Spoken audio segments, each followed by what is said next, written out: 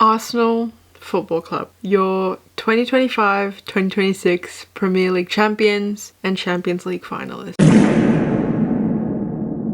Honestly, it still feels like a dream. I feel like I'm on cloud 9 and I don't know how to get down. 22 years. I've been waiting, genuinely suffering for 22 years to experience this. And the only way I feel like I could process it was to sit down, do my makeup on camera, and talk about it. Because that's just who I am now, apparently. This video is part football, part personal, and part of me being entirely unwell about 11 men and their manager and a ball.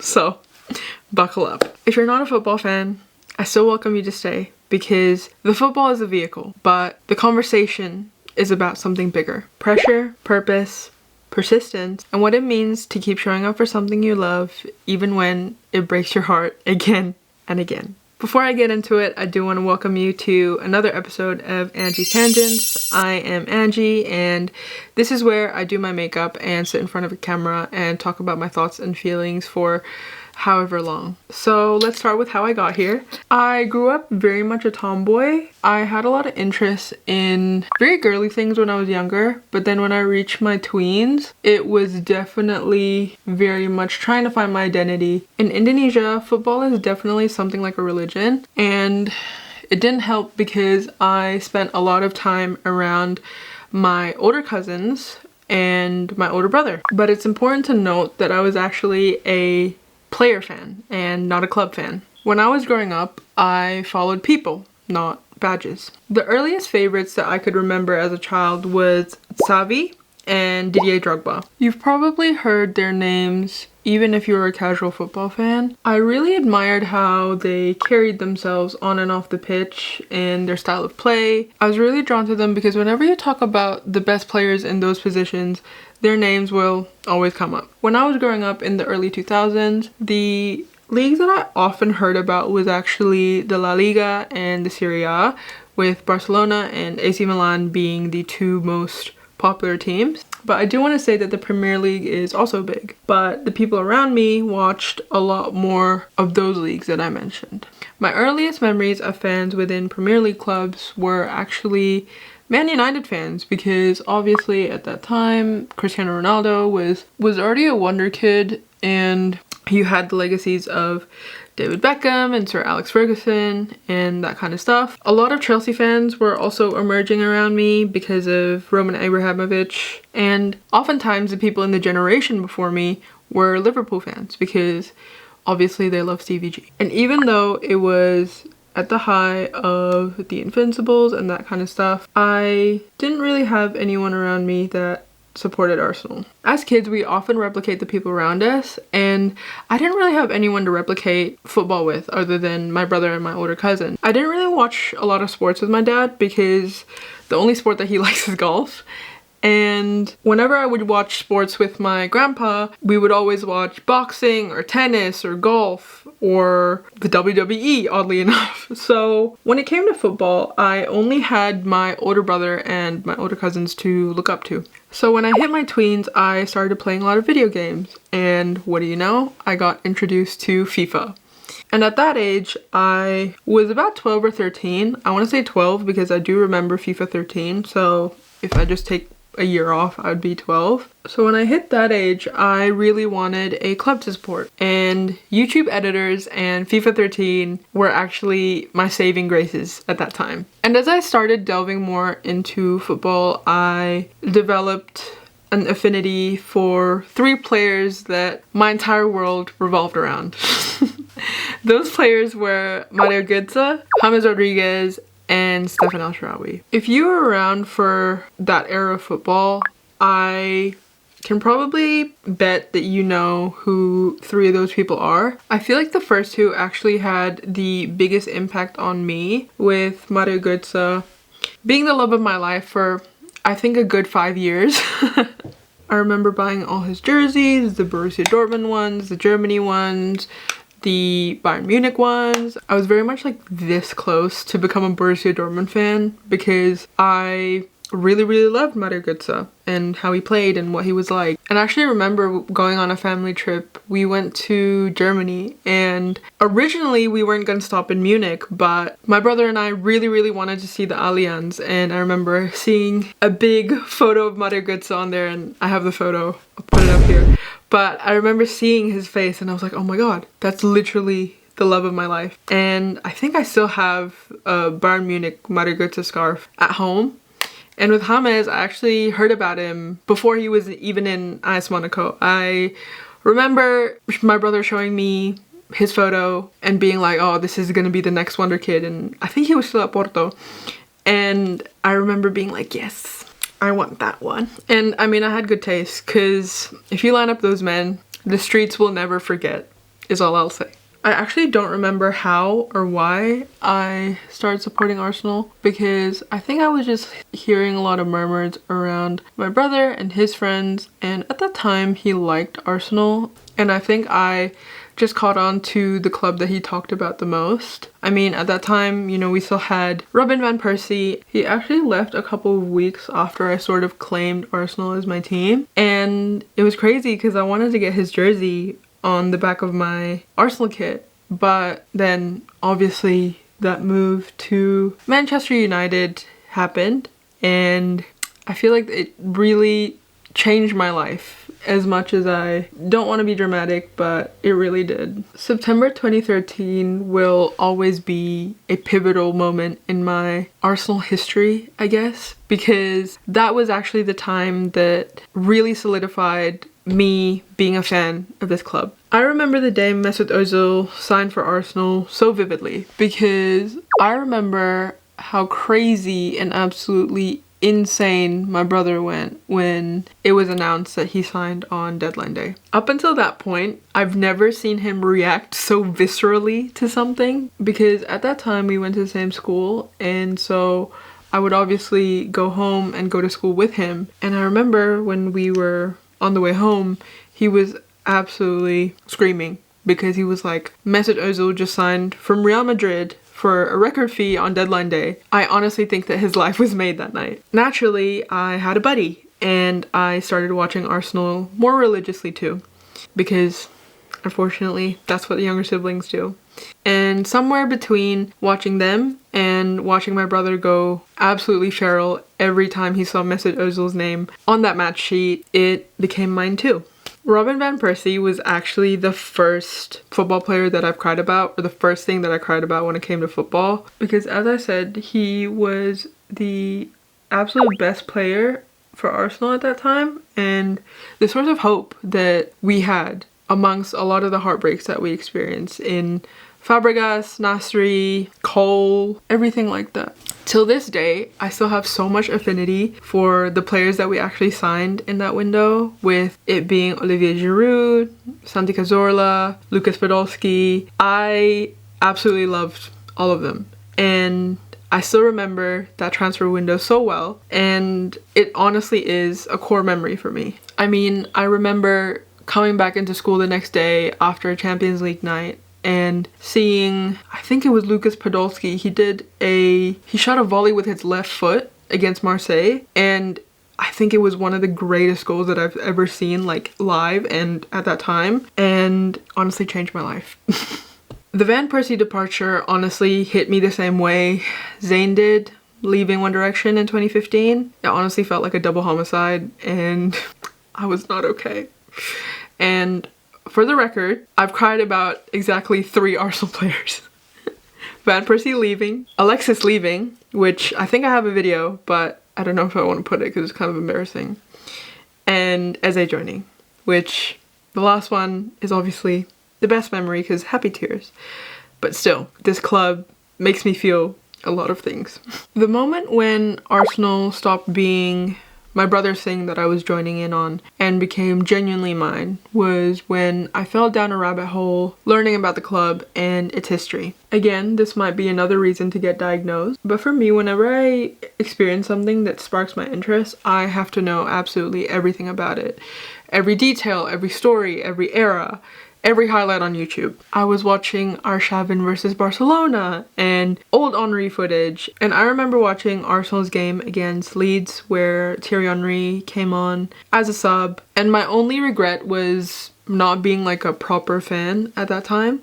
Watching that again and seeing him score, it was the first time that I had genuine goosebumps. It was this very weird feeling of euphoria that I hadn't experienced in a long time. And I remember thinking and telling myself, oh, and that was it. That was the moment. It's funny that Thierry Henry scoring as a substitute against Leeds United is the reason why I get up at 2 a.m. to watch these 11 men kick a ball. Now, the easy assumption of being an Arsenal fan is the fact that you were probably a fan in their Invincibles era. As I said, I, oddly enough, became a fan in the trenches era. And by that, I mean, it was the era post-Fabregas, post-Nasri, and whilst we had incredible youngsters, I mean, we had, you know, the British core with Ramsey and Walcott and Wilshere, but there was still this collective feeling of optimism without expectation. Like, we all knew that we weren't quite where we were. We were underperforming. There was no hiding that. And we eventually learned to under-expect, because oftentimes there was promise, but there was no end product. Growing up in that era often meant that I was the only Arsenal fan in the room. Everyone my age and around me were experiencing their golden era, whether that be Man United or Chelsea. The generational clowning that I experienced in that era was second to none. I had to constantly defend myself in a sea of people who said my team was shit, and I had to tell them with a straight face that I believed that we could win stuff. Like, I remember staying up to watch us get battered by Bayern 10-2 on aggregate. I was there, unfortunately. And when people ask me, what do you know about Marouane Chamakh? What do you know about Nicholas Bentner? I'll do you one better. What do you know about Kim Kallstrom? Because I remembered that. Only the real ones remember Kim Kallstrom. Even with all those heartbreaks, I still think there's an endearing part in choosing to love something during its worst years. And reflecting on it now, when you actually win something or when the good times come, it hits you differently because you didn't show up for the glory, you showed up just for the love of it. Recently, a clip of Tom Hiddleston went viral on Twitter because he spoke about the fact that pressure is a privilege, and what Arsenal and Manchester City at that time were experiencing a couple weeks ago were some of the most pivotal and important moments of the players' lives. When I first heard him say this, honestly, it felt like a breath of fresh air because the resonance hit immediately. And I thought, wow, what an intelligent observation from such an intelligent person. Because a lot of the time, pressure is framed as a threat, like it's something to survive. And here he was, framing it as evidence that you are somewhere that mattered. With this in mind, I thought about the time where I was doing my double degree. I did a double degree in psychology and communications. I know, crazy person. And I was burning out, genuinely. Physically, mentally, and on top of that, I was comparing myself to everyone around me and absorbing my parents' expectations and honestly feeling crushed by all of it. At that time, I was definitely resentful. But looking back now, I've decided to reframe it in saying that the reason that the pressure existed was because of the fact that people believed that I was capable of greatness. My parents, the people around me, and their pressure was rooted in belief. Sometimes pressure is just belief in a wig, but it doesn't mean that all pressure is healthy. There's a version that refines you and there's a version that destroys you. And the line between them is thinner than anyone admits. There's a Russian proverb that I heard that has slowly become one of my favorites, and that is, the boiling water softens a potato, but hardens the egg. If you think about it, same water, same heat, but completely different outcomes. And the difference is what's inside that's being boiled, not what happens to it. When I'm under pressure, I want to become the potato.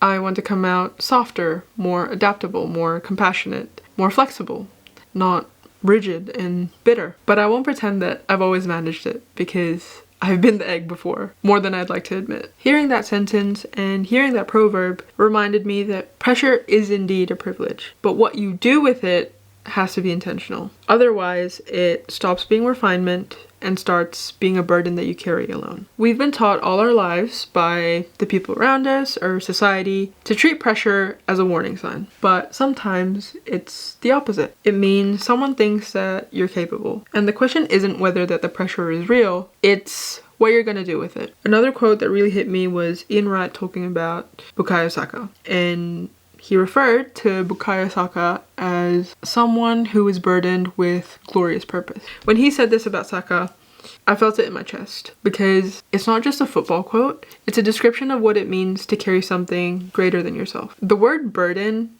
is doing a lot of the work here, and usually burden implies something negative, something that weighs you down. But in this context, it's not difficulty, it's responsibility. I see it as a yin and a yang, that the glory and the weight are inseparable, and you don't get one without the other. When writing the script, I asked myself, can purpose ever come without weight? And honestly, maybe for some people, but I don't think that applies to me. My sense of purpose has always been involved in something greater than myself, and maybe that's just who I am, or maybe that's because I was raised in a collectivist culture. My sense of purpose has always involved something greater than myself, whether that's my soul or my ancestors or even future generations. Purpose always comes with stakes, and it always comes with weight. It has to, for me at least, or it doesn't feel real. Some people might say that you're just adding this onto yourself, and that might be true, but it's not about making things harder than it needs to be. It's that if you're carrying something that matters, you always feel it. Wright came to me as a legend before I even watched him play. I obviously learned Henry first, and then Bergkamp, and then Pires, and then the rest of the Invincibles. And then slowly but surely, I went deeper to Adams, Rocastle, and of course Wright. And his story, where he came from, what he had to fight through, what he stood for and still stands for, made me feel an attachment so deep to this club's soul. And I do that by emphasizing it separate from the institution. I'm a firm believer in honoring the greats, and it still honestly surprises me that Arsenal don't have a statue of Ian Wright, because that man is such a pioneer in an era where it costs you everything to speak out. And a part of me regrets that I was born a bit later, because I often wish that I was old enough to experience it in real time. But what I did see is Wright and Henry passing the torch to Saka in real time. One generation seeing the next. And it hits differently, because it's not just football commentary, it's lineage, succession, and recognition. Bukayo Saka has been carrying this club ever since he was a teenager. Publicly, I might add, under a microscope, with no real option to opt out once the expectation was placed on him. What moves me isn't just how he plays, it's his composure, his genuineness, and the fact that he became a man in front of all of us and never succumbed to the weight. I mean, this tweet still haunts me to this day. And what's crazy is he's younger than me. I was born in December 2000 and Bukayo Saka was born in September 2001. And the things that he's carried honestly seems like it's straight out of a movie. Euro 2020 final. I was actually watching it in my room because I was in lockdown. And from what I can remember, I was actually rooting for Italy. As I said, I watched a lot of Serie A growing up, and that made me develop a love and a respect for the Italian national team. Pirlo, Cannavaro, Buffon, they were my guys growing up. But when Saka stepped up to take that penalty, a part of me was rooting for him. If you were there during lockdown Arsenal, you'd know that Bukayo was the hope. Oftentimes, it felt like he was the only thing that was keeping us watching. The thing that I didn't want to happen, unfortunately happened, and he missed. And then the abuse that followed, directed at him, at Rashford, at Sancho, the three black players, by the way, who stepped up when others didn't, was genuinely one of the most horrendous things that I've ever watched in football. People often say, as a remark, oh, it's just football. But in that scenario, you have to ask, where's the empathy? I mean, this was a 19-year-old boy, and not a man yet, mind you, who stepped up to take the biggest penalty of his country's tournament. And he got vilified. And I do want to point out that there were England senior players in that squad. I mean, the first two, Harry Kane and Harry Maguire, went, but there were also others like Henderson, Stones, Walker, Shaw. Weren't they supposed to be the leaders? I mean, I say this as a fan, obviously, and I wasn't there, so I can't judge so quickly. You have 3 young, talented black players who stepped up and showed their bravery, get mocked and vilified and abused because it didn't go in. It just doesn't make sense to me. Football is often described as a different kind of love. And I do have to agree, because the love that I experience watching a football game differs from anything else that I've ever experienced. But the moment it costs someone their humanity, you have to step back and reflect. Being chosen for something or feeling chosen can feel like freedom or feel like a trap. Sometimes it feels like both at once. The burden of purpose is real, but so is the glory that it leads to. Those two can't be separated. You carry both, or you carry neither. I've been talking about Arsenal this whole time, but this is actually about something that runs through my whole life, I feel like. And that is the burden of continuing something. One of my biggest dreams and purposes in life, I feel like, is to take care of people the way my kakung did. And that means putting people through school, or giving people stability, building something for those around me. Something that even outlasts me. And I'm not there yet. I mean, I'm still 25 and a lot of life left, I hope. But I believe with conviction that my success is inevitable, and that's my purpose. I've talked about my mom before and how she actually went to law school and eventually became a judge. Her story is really interesting because she was actually the youngest of 3 daughters. By the time my mom was born, her father was actually close to retiring. As I said, she had 2 sisters, but neither of them actually pursued academics. And my mom, being the wonderful woman she is, felt the weight of continuing his legacy, and she carried it. And I find it poetic that I genuinely feel the same thing. The context of hers and mine are a bit different though, because my sister is actually the academic one. I mean, she studied law. But I feel like my purpose is to continue the creative side of my mom and my uti and those that came before them. My mom in particular loved music and loved art, and I want to honor that. Her legacy is why I'm here on this channel, talking to a camera, studying digital and social media, and doing this, honestly. I actually have a post-it note in my study room, and it says invisible pressure.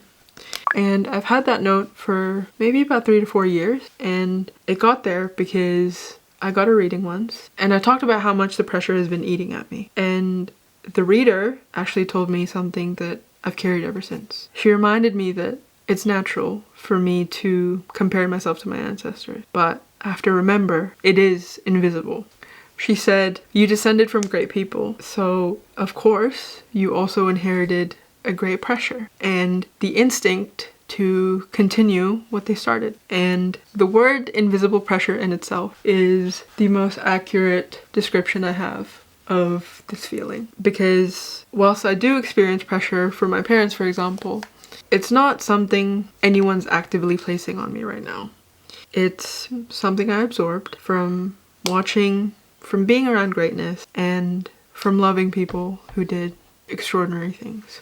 Wright talked about someone passing a torch to Saka, and I want to talk about who passed that torch on to me. I know I mentioned my grandparents a lot, but it's honestly because I carry them with everything I do, even YouTube. So my uti, my maternal grandmother, always called me brilliant. She was my greatest encourager. She was always there for my spelling bees, asked me questions related to the stuff I learned, and she knew I was destined for something. And before she passed, she made me promise to her to pursue something that made me happy. And I promised to her that I'd make her proud. And I think about that promise every time I press publish on something that scares me.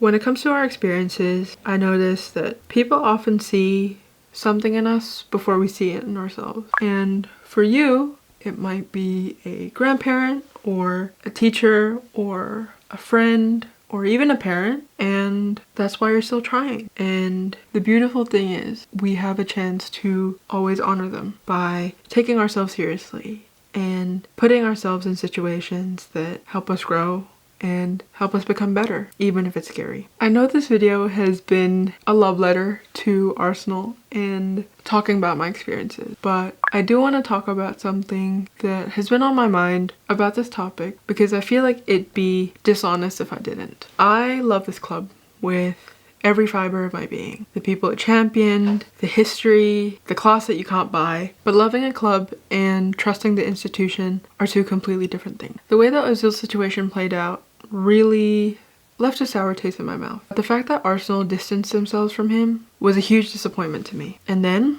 you have Mark Bonnick, the kit man, who worked with the club for more than 2 decades. He was unjustly fired, in my opinion, because of the fact that he spoke about Palestine and how his 2 decades of service got removed because of something that he believed in. I realized that unfortunately institutions protect themselves and that's what they do. But that doesn't mean that we can't love the club while refusing to pretend that it didn't happen. I'm gonna be honest, and I could not fully enjoy watching Arsenal within the last couple years because of Thomas Partey. It felt like there was an elephant in the room that no one at the club addressed properly, and the silence made it even more clear. I mean, they knew.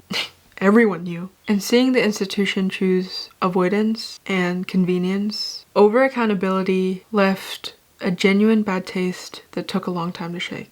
Although I had no one to share it with, I was not subtle about how I felt. I was not sad.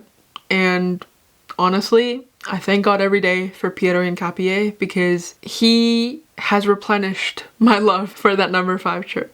You might be thinking, so with all that in mind, how do I hold both? And to be honest, this is the hardest question. I don't have a clean answer for it. I love this club with my whole heart and even more than that.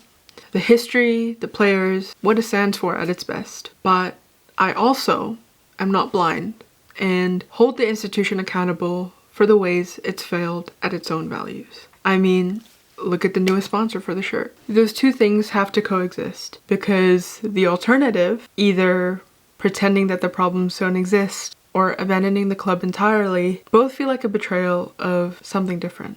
And I don't perform loyalty and I don't perform criticism either. I just try to be honest about what I see. With things like this, nuance matters. And you can love something and still name its failures. Unconditional love for an institution isn't loyalty because it's willful blindness. Real loyalty means holding the things that you love to the standard that they claim to uphold. So, as I said before, I became a fan after the Invincibles. And to be honest, I have known Arsenal mostly for their bad years. The near misses, the 10-2 batterings, the seasons we held out, got nothing, and the transfer windows that oftentimes broke my heart. In another life, I think Hassam Aouar must have been an Arsenal legend. Everyone around me was a Man United fan or a Chelsea fan, and I was the Arsenal girl. I got clowned every single season, and somehow, maybe Stockholm Syndrome, I still stayed. My brother eventually left for Chelsea when Ozil left, and I thought when Hector Bellerin left, I might follow. But I didn't, because if anything, I love this club more now than I did at 13. Seeing Arsenal win a Premier League for the first time that I remember in my life, and also being in a Champions League final means something and heals something, and that matters. If you're on Twitter, you must have heard of a saying that has been going around that says, Wenger built the Emirates and Arteta just turned on the lights. I personally think that it's one of the most accurate things that I've ever read about this club. Wenger's sacrifices, his stubbornness, it lives in the foundation of everything we're watching right now. Arteta is delivering on a promise that Wenger made decades ago. And I can't believe I'm saying this, but I have never seen this fan base so joyful, so united, and celebrating the way that we have. We've already won the Premier League, but what's stopping us from achieving more? If Arsenal win this final, what it would mean to me is simple. Authenticity and persistence will always win. That even when circumstances tempt you to cheat, that you can do it the right way. That class and history and love do matter in the end. If I could say something to 2013 Angie, I would honestly just say, just hold on, because it's so worth it. The years that nothing happened weren't wasted. They built the love and they made it feel like it means something. Supporting a club built with love, not just money, not just trophies, but genuine love, that's something that you can't fake and you can't buy. Arsenal was, is, and will forever be for the people. The club, not just the institution, with Ian Wright, Thierry Henry, David Rocastle, and you can't buy that history, and you definitely cannot manufacture that class. And Bukayo Saka carrying it forward, my winger, and I'm so proud of this club. The things you stay for during the hard years, whether that be the clubs, the dreams, the people, even the versions of yourself you keep believing despite everything, those are the things that mean the most when it finally works out. The biggest lesson that I've learned from being a fan and observing this club is ultimately how setbacks can actually propel us to even higher highs. And that's what it is right now, because I genuinely feel like this is what it must be like to be on crack. To constantly smile, to constantly feel this feeling of happiness. So that's me done, and that was a lot of feelings for a Saturday night. If you came for the football, I hope that the personal bits didn't lose you, and if you came for the personal bits, I hope you're maybe slightly more curious about what Arsenal are doing in a Champions League final after 20 years. I hope this video resonated with you, and if it didn't, I still thank you for spending your time with me anyway. And please don't forget to subscribe, to like, to comment, and share, because it really helps me out a lot, and it means a lot to me to know that people enjoy my content and give high points. Drop a comment letting me know what you think, or telling me your club, even if it's the wrong one, and we can have a very civil and not at all heated discussion about it. This episode has honestly been such a joy for me to film and for me to write, and I hope it hits you in some way, and I hope that you can take something away from it. And yeah, I hope you enjoyed, and take care of yourself, and I'll see you in the next one.